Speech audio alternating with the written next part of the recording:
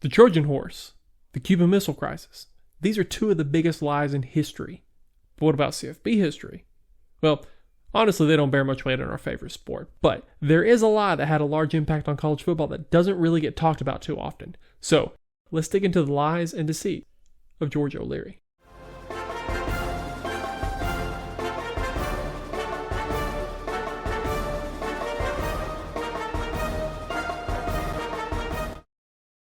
George O'Leary was a successful high school coach in New York when he got his first collegiate job as a D-line coach at Syracuse in 1980.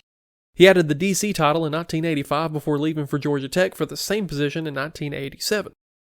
O'Leary's defenses proved stingy during his 5 years. His teams averaged just under 19 points allowed per game and only allowed 15 points per game during their 1990 national championship year. After a disappointing 1991 season, the coaching staff at Georgia Tech was let go, and George went to the NFL to coach the D-line for the Chargers.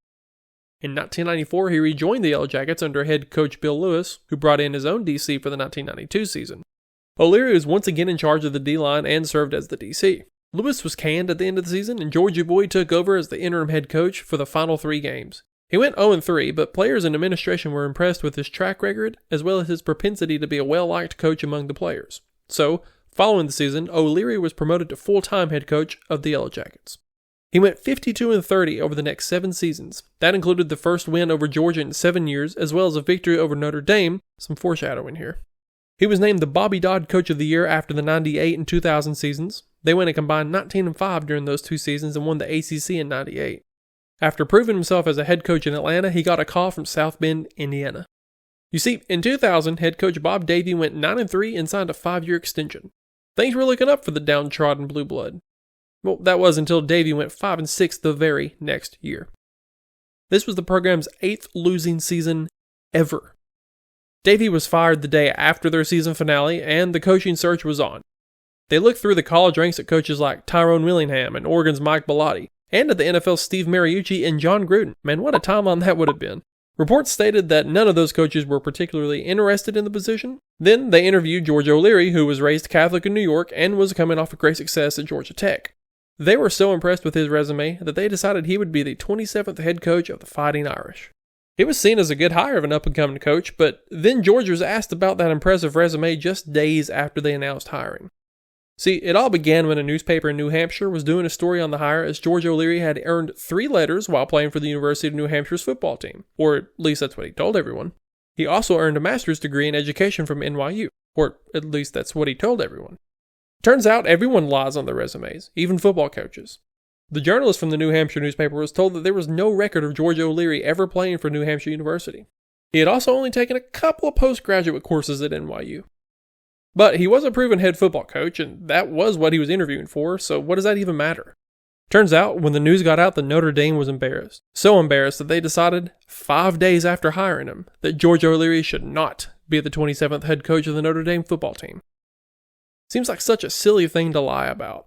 I can get why he might embellish his football accomplishments because that is relevant to the jobs he's applying to, but why lie about a master's degree? That would be easier to confirm than football participation, and really it doesn't weigh as heavily for a coach in the college ranks. Actual players in New Hampshire recalled that O'Leary did work out and intended to play football, but just never did. If this seems very strange, well, that's because it is. A spokesperson for the school said, quote, "I don't know if someone's academic credentials were a top priority. This is a person who is an established head coach. There was no apparent reason to challenge him on those lines." End quote. Exactly. He was an established head coach. That should be all that matters when you are interviewing for the position of head coach. O'Leary's statement read, quote, "Many years ago, as a young married father, I sought to pursue my dream as a football coach. In seeking employment, I prepared a resume that contained inaccuracies regarding my completion of coursework for a master's degree and also my level of participation in football at my alma mater. These misstatements were never stricken from my resume or biographical sketch in later years. During my coaching career, I believe I have been hired because of the success of my players on the field and the evaluations of my peers." End quote. I mean, he's right that he probably could have quietly removed these from his resume once he got the head job at Georgia Tech, and this probably would have never happened. But again, it just seems so strange to lie about it in the first place. But you know what's even stranger? Lying about when your lies began. In a New York Post article dated December 15th, 2001, it is stated that O'Leary told family members that the lie began in 1980 when he filled out a biographical form after being hired by Syracuse. He was quoted as saying, "I spent 20 seconds filling it out and it came back to haunt me." I mean, I get it. People make mistakes and will do anything to get the job they want, but in an article written by Gary Smith for Sports Illustrated, he reveals a conversation he had with Luke Laporta, the AD at Liverpool High back in 1978.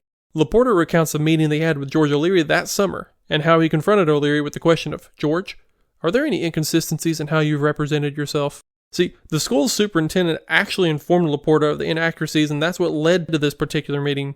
George's answer? "Well, a lot of people do that." "Yeah, I've got a long resume, but it all checks out," Laporta had to respond.